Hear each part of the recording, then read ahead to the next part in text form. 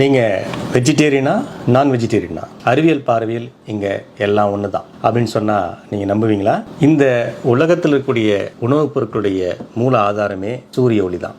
இந்த சூரிய ஒளியை தாவரங்கள் ஒளிச்சேர்க்கை அப்படிங்கிற செயல்முறை மூலமாக தன்னுடைய ஆற்றலை உற்பத்தி பண்ணுது. அந்த கார்போஹைட்ரேட்ஸ் அல்லது ஸ்டார்ச் உற்பத்தி பண்ணுறத ஆடு மாடு சாப்பிடுது. தாவரத்தினுடைய ஆற்றலை எடுத்துக்க போகிறது விலங்குகள். இந்த விலங்குகளுடைய இறைச்சி மூலமாக அந்த ஒட்டுமொத்த ஆற்றலையும் எடுத்துக்கிறது மனிதன். ஆக சூரிய ஒளியிலிருந்து தாவரங்கள், தாவரங்களிலிருந்து விலங்குகள், விலங்குகளிலிருந்து இறைச்சி நம்ம என்ன பண்ணுறோம்? சாப்பிட்றோம். இங்கே ஆற்றல் ஒன்று தான். ஆற்றல் கடத்தப்படுகிற இடமும் அது சமைக்கப்படுகிற விதமும் நம்ம எடுத்துக்கிற விதம் தான் இங்க மாறுது. இங்க ஆற்றல் பரிமாற்றம் தான் நிகழுதே தவிர அறிவியல் ரீதியாக பார்த்தால் இங்க வெஜ் சாப்பிட்டாலும் ஒண்ணுதான், நான்வெஜ் சாப்பிட்டாலும் இங்க ஒண்ணுதான். அப்ப எப்படி இந்த டிபேட் உருவாகுது நீங்க கேட்கலாம். உதாரணத்துக்கு ஒரு 500 கிராம் இறைச்சி நீங்க சாப்பிடும் போது கிடைக்கக்கூடிய கலோரி, அது தாவரமா நீங்க சாப்பிடும் போது பல கிலோ நீங்க சாப்பிட வேண்டியிருக்கும். உதாரணமா 2.5 கிலோ, 3 கிலோ, 4 கிலோ கீரை நீங்க சாப்பிட்டீங்கன்னா ஒரு 1/2 கிலோ நீங்க சிக்கனை சாப்பிடுறது சமமா இருக்கும். ஆனா அது பிராக்டிகலி இம்பாசிபிள். நம்ம டெய்லி ஒரு கீரையே நம்ம 1/2 கிலோ, அதாவது 4 கிலோ 5 கிலோ நம்ம சாப்பிட முடியாது. அதே மாதிரி 4 கிலோ 5 கிலோ உருளைக்கிழங்கு நம்ம சாப்பிட முடியாது. இங்க சரிவிகித உணவு முக்கியமா ஒரு இடத்தை பிடிக்குது. மீன்கள் அது கூட என்ன அப்படின்னா